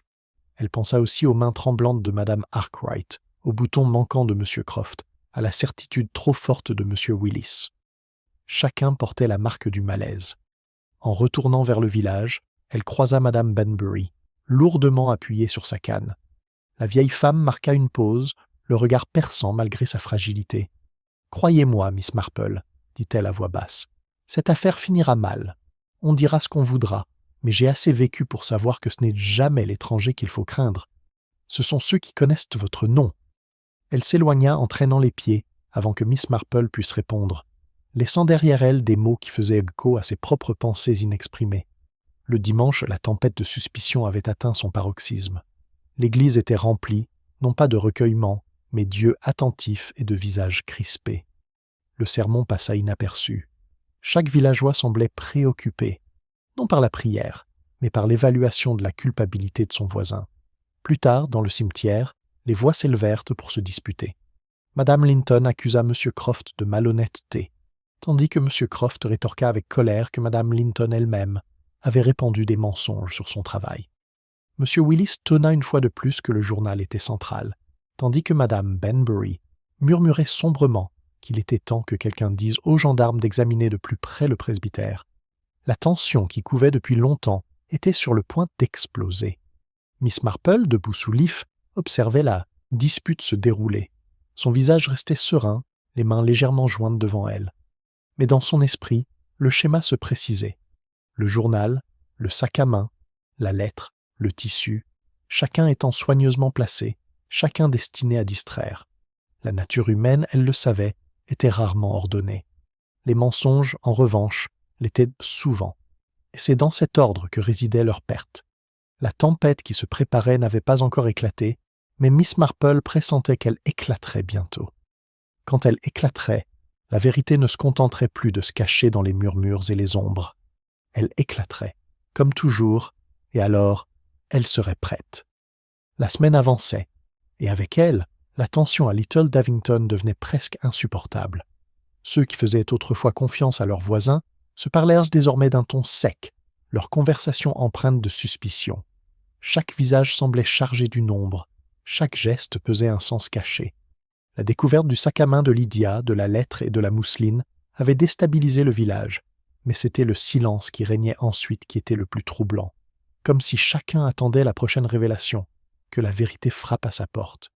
Miss Marple, assise dans son salon soigné, continuait à tricoter avec le même calme et le même rythme habituel. Pourtant, sous ses dehors doux, son esprit était à l'œuvre. Elle avait déjà vu comment des communautés, pressées par la peur, pouvaient se retourner contre elles-mêmes, et elle savait qu'une telle pression déliait souvent la langue de ceux qui avaient quelque chose à cacher. Ce n'était pas l'interrogatoire brutal qui révélait la vérité, mais la patience, la gentillesse et l'art discret d'écouter au moment opportun. Elle commença son test subtil de la plus simple des manières. Un après-midi, elle passa à l'atelier du menuisier, soi-disant pour s'enquérir d'une étagère mal fixée dans sa cuisine. M. Croft la salua avec sa politesse bourrue habituelle, s'essuyant les mains de la sciure. Tandis qu'il mesurait la planche qu'elle lui indiquait, Mademoiselle Marple remarqua nonchalamment. « Quelle galère ces petites réparations! J'imagine que ce doit être difficile de trouver le temps de raccommoder soi-même, quand tant d'autres ont besoin de votre savoir-faire. » Son regard se posa, comme par hasard, sur son manteau sur la patère, auquel il manquait encore un bouton. La mâchoire de Croft se crispa presque imperceptiblement, et il murmura qu'il n'avait pas de femme pour voir de telles choses. Mademoiselle Marple hocha la tête avec sympathie, le visage doux, mais intérieurement, elle remarqua avec quel soin il évitait de croiser son regard. Plus tard dans la journée, elle rendit visite à Madame Arkwright, portant un pot de confiture de groseille. La femme du pasteur l'accueillit chaleureusement, mais son enthousiasme semblait forcé, son sourire étiré. Assise dans le salon, Mademoiselle Marple laissa sa conversation dériver vers les tombolas et les dons. « Je pense toujours, dit-elle doucement, que les gens révèlent-ils plus qu'ils ne le souhaitent, parce qu'ils choisissent de donner. Un journal intime, par exemple, Instancit. C'était un choix curieux. On pourrait presque supposer que sa propriétaire souhaitait le voir oublié. Les mains de Madame Arkwright s'immobilisèrent sur sa tasse de thé, et son sang-froid vacilla un instant. Puis elle reprit ses esprits, affirmant avec entrain que ce n'était qu'un bibelot non désiré.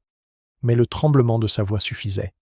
Miss Marple, forte de son étude de la fragilité humaine depuis toujours, reconnaissait le son de la vérité qui se débattait contre la dissimulation.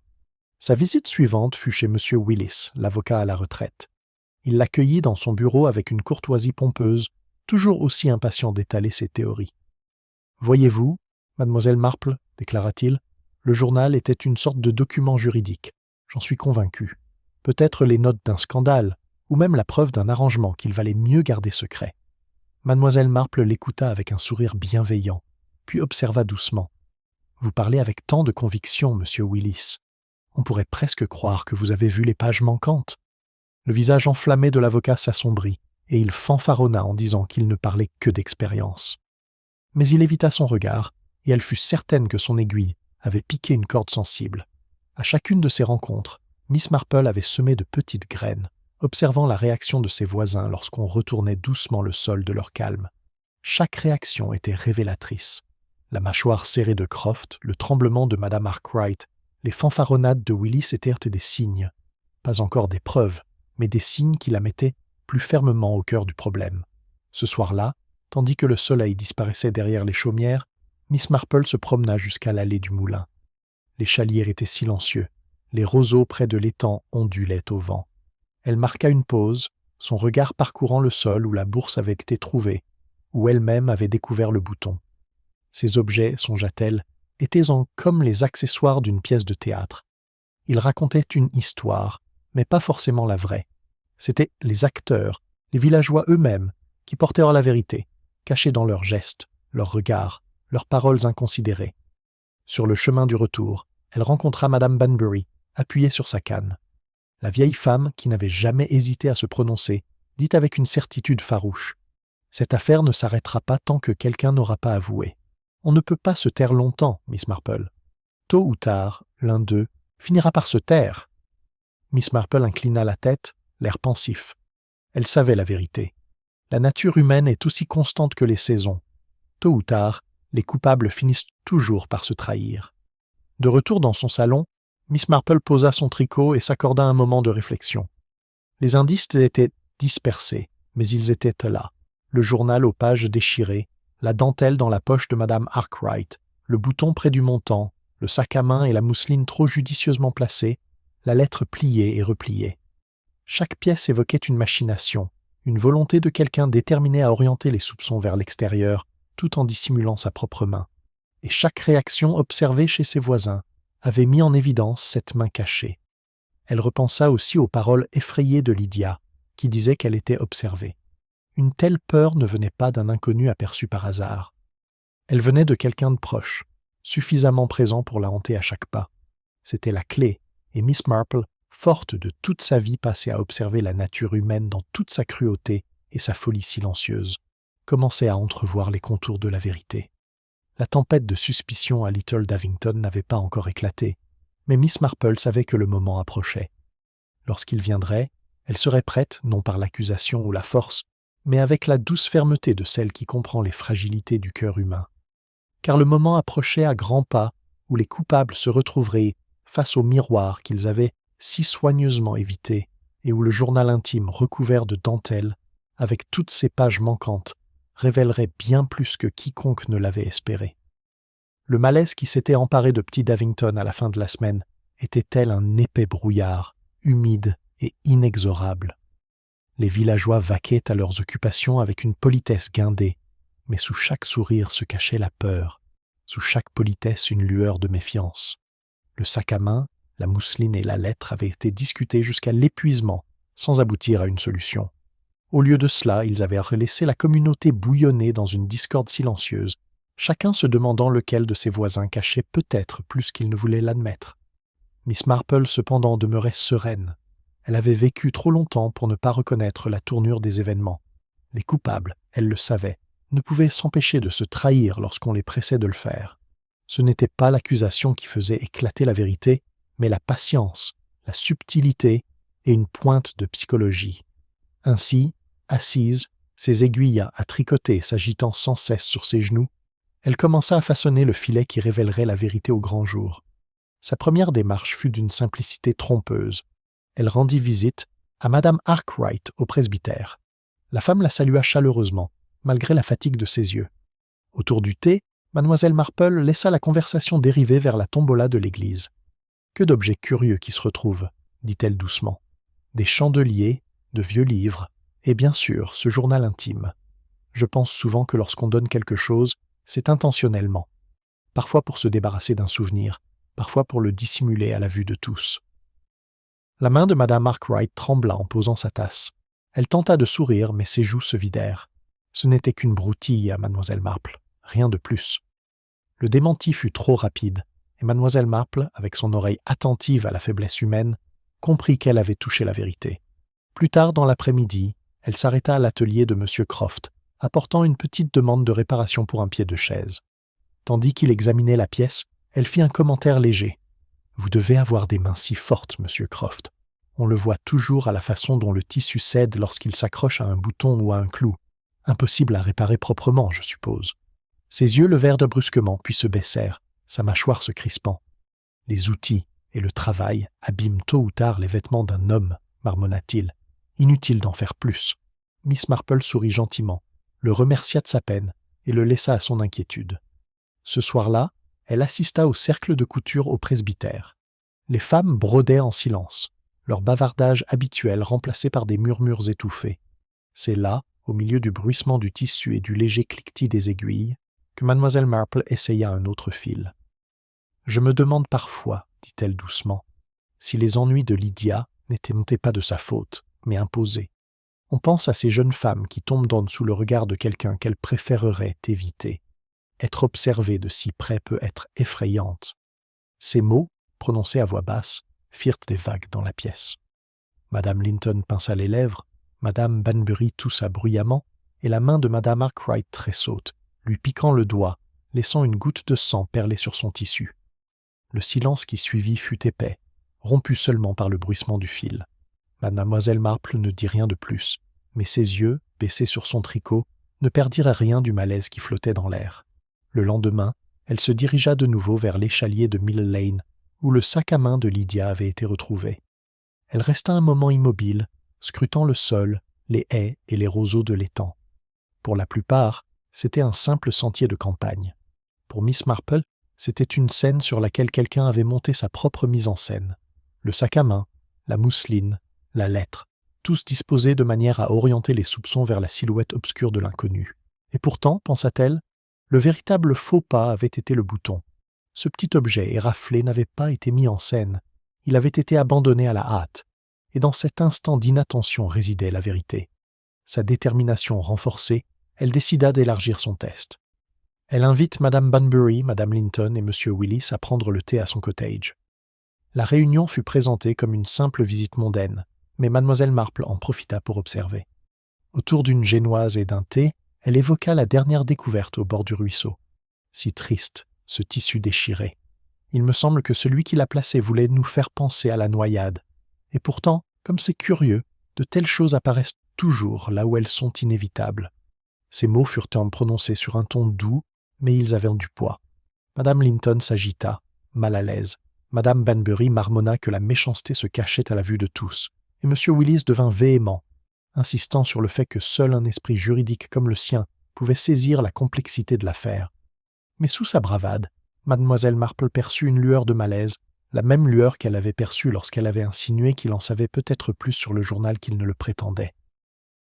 Ce soir-là, Miss Marple était assise seule dans son salon, le feu projetant de longues ombres sur la pièce. Son tricot reposait sur ses genoux, tandis qu'elle réfléchissait à ce qu'elle avait appris. Chaque test, chaque petit coup de pouce, suscitait des réactions plus révélatrices que des mots. Madame Arkwright, Monsieur Croft, nerveux et évasif, Monsieur Willis, sur la défensive et irritable, fanfaronnait trop fort. Le filet se resserrait, et bientôt la vérité n'aurait plus où se cacher. Elle pensa aussi à Lydia, la jeune femme effrayée, écrivant ses lettres à la hâte, déchirant des pages de son journal intime, confiant à sa logeuse qu'elle était surveillée. La crainte de Lydia ne venait pas d'un étranger de passage au village, mais de quelqu'un qui connaissait ses faits et gestes, ses habitudes, sa vie même, quelqu'un de proche. Et si les villageois s'accrochaient au réconfort de blâmer un étranger, Miss Marple savait qu'il n'en était rien. Les méfaits humains, d'après son expérience, étaient presque toujours d'origine locale. La tempête de suspicion qui s'était accumulée sur Little Davington était sur le point d'éclater. Miss Marple le sentait dans l'air, aussi vivement qu'elle percevait le changement avant un orage d'été. Quand il surviendrait, elle serait prête. Elle rassemblerait les fils, et le motif tissé si soigneusement dans le secret se révélerait pleinement. Le week-end s'installa à Little Davington avec une atmosphère d'attente. Les ruelles du village étaient passées plus calmes que d'habitude, les bavardages plus feutrés, comme si les maisons et les haies elles-mêmes sentèrent la tension monter. Les gens restaient, entre eux, les rideaux tremblaient plus fréquemment, et l'ambiance habituelle d'un marché du samedi était ternie par un sentiment latent de malaise. Tous les villageois semblaient habités par la même pensée. La disparition de Lydia Fenwick était devenue un poids auquel aucun d'eux ne pouvait échapper, et que tôt ou tard, quelque chose ou quelqu'un finirait par céder. Miss Marple, assise dans son salon soigné, laissait ses aiguilles cliqueter doucement, tandis que son esprit travaillait bien plus vite que ses mains. Elle avait suffisamment observé, suffisamment testé, suffisamment écouté. Le moment approchait où le silence devait prendre fin. Pourtant, elle connaissait aussi l'équilibre délicat de ces moments.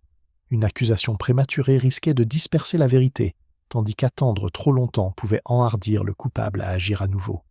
Il fallait rassembler soigneusement les fils, tisser discrètement les preuves jusqu'à ce que le tableau devienne impossible à nier. Sa première démarche discrète fut de parler une fois de plus à Madame Bunting. La logeuse arriva, les yeux rouges et les mains crispées, reconnaissante du thé que Miss Marple lui avait servi. Entre deux gorgées, elle avoua son tourment face au ragot qui présentait dans Lydia comme une imprudente. « Ce n'est pas juste, » murmura-t-elle. Elle était troublée, certes, mais pas idiote. Elle m'a dit avoir écrit des choses qu'elle n'osait pas dire. Elle a dit que le journal la rassurait, même si je n'ai jamais vu ce qu'elle avait écrit. Miss Marple hocha doucement la tête. « Et maintenant, ces pages ont disparu, » dit-elle doucement. Madame Bunting porte la main à ses lèvres, les larmes aux yeux. Croyez-vous, Miss Marple, que quelqu'un ici ait voulu détruire ces mots? Le regard de Miss Marple, bienveillant mais perspicace, se posa sur la femme. Je ne suppose pas, Madame Bunting. Je sais. La question n'est pas de savoir si, mais de savoir qui. Ce soir-là, Miss Marple invita Madame Linton à prendre le thé. La femme arriva vive et bavarde nerveusement, comme si ses paroles pouvaient entreconjurer le silence. Tandis qu'elles parlèrent de la mousseline trouvée au bord du ruisseau, Miss Marple remarqua « C'est curieux qu'un tel morceau de tissu ait survécu à l'eau, vous ne trouvez pas? Presque comme s'il avait été placé, et non perdu. » Les lèvres de Madame Linton se pincèrent. « On ne sait jamais avec de telles choses, » répondit-elle rapidement. Pourtant, son regard la trahit, se précipitant vers la fenêtre comme pour s'échapper. Miss Marple, avec sa patience tranquille, nota la réaction et la rangea. Le dimanche après-midi, elle s'arrêta à l'auberge où M. Willis tenait sa cour de sa voix tonitruante habituelle. Il répéta une fois de plus que le journal était essentiel et que seul un juriste comme lui pouvait en comprendre l'importance. Mademoiselle Marple l'écouta poliment, puis dit avec douceur « Je me demande, parfois, Monsieur Willis, si ceux qui parlent le plus fort le font pour faire taire leurs propres pensées. Après tout, on ne peut pas lire à voix haute et écouter en même temps. » Cette remarque, si douce soit-elle, fit rougir profondément l'avocat et le fit tâtonner avec son verre. Son hargne reprit rapidement, mais le tremblement de ses mains n'échappa pas à Mademoiselle Marple. Le lundi, elle avait rassemblé ses impressions. Madame Arkwright, troublée et évasive dès qu'on évoquait le journal. Monsieur Croft sur la défensive à cause de son bouton manquant, un détail qu'il ne pouvait expliquer. Monsieur Willis, trop bruyant, trop insistant, comme pour étouffer son propre malaise. Chacun détenait une pièce du puzzle, et chacun s'était trahi d'une manière infime et révélatrice. La question n'était pas de savoir si la culpabilité résidait au sein du village, mais comment la mettre au jour. Cet après-midi-là, elle examina les options qui s'offraient à elle en traversant le cimetière. Les ifs projetaient de longues ombres sur les pierres, et l'air portait le calme de secrets enfouis depuis longtemps. Les secrets, songea Miss Marple, sont comme des graines. Ils peuvent rester dormants, mais dans des conditions propices, ils gerbent, parfois en des pousses toxiques. Les déterrer n'était pas sans rappeler le désherbage d'un jardin. Il faut arracher délicatement les racines jusqu'à ce que la plante entière se libère. Elle décida donc que le moment était venu de créer les conditions pour rassembler les villageois et laisser l'esprit coupable se trahir. Ce soir-là, elle se rendit au presbytère. Le vicaire et son épouse l'accueillirent avec bienveillance, même si les yeux de Madame Arkwright brillaient d'inquiétude. Mademoiselle Marple expliqua, de sa voix calme et raisonnable, que le village avait besoin d'être rassuré. La peur, dit-elle, est bien plus dangereuse que la réalité. Les gens continueront d'inventer des histoires insensées si nous ne mettons pas la question au grand jour. Si vous invitiez une petite assemblée ici, au presbytère, juste les personnes les plus concernées, je crois que cela contribuerait grandement à calmer les esprits. Le vicaire, toujours obligeant, accepta aussitôt. Madame Arkwright, pâle mais silencieuse, hocha la tête à contre-cœur. La nouvelle de la réunion se répandit rapidement, se propageant de maison en maison par des murmures enthousiastes. Certains pensaient que ce serait l'occasion pour l'agent Hill de faire le point sur ses progrès. D'autres imaginaient que M. Willis pourrait exposer ses théories. Rares étaient ceux qui soupçonnaient que Mlle Marple avait discrètement organisé cette réunion dans le but de laisser le coupable affronter la subtile pression des regards vigilants et de sa propre conscience. Le soir de la réunion, le salon du presbytère était chaleureusement éclairé, mais l'atmosphère était loin d'être confortable. Madame Arkwright s'affairait à sa tasse de thé, les mouvements raides. M. Willis, lourdement assis sur une chaise, s'apprêtait déjà à prêcher. M. Croft s'attardait près de la fenêtre, son manteau boutonné malgré la chaleur de la pièce. Madame Linton et Banbury, assises côte à côte, chuchotaient entre leurs mains. L'agent Hill, carnet à la main, paraissait sérieux, mais dépassé. Et dans un coin, Mademoiselle Marple était assise avec son tricot, les yeux baissés, l'air doux, mais rien ne manquait. La conversation commença assez innocemment. L'agent parle des preuves, du porte-monnaie, de la lettre, de la mousseline. M. Willis l'interrompit fréquemment, insistant sur ses théories. Madame Linton marmonna des jalousies, Madame Banbury des dangers des étrangers. Mais tandis que la discussion s'engageait, Mademoiselle Marple intervint doucement, d'une voix calme et modeste. « Je ne peux m'empêcher de penser, dit-elle, que le véritable indice ne réside pas dans ce que nous avons trouvé, mais dans la façon dont on nous l'a laissé trouver. Le porte-monnaie, le tissu, la lettre, Tout était disposé de telle manière que la découverte était certaine. Cela ne me semble pas être un hasard.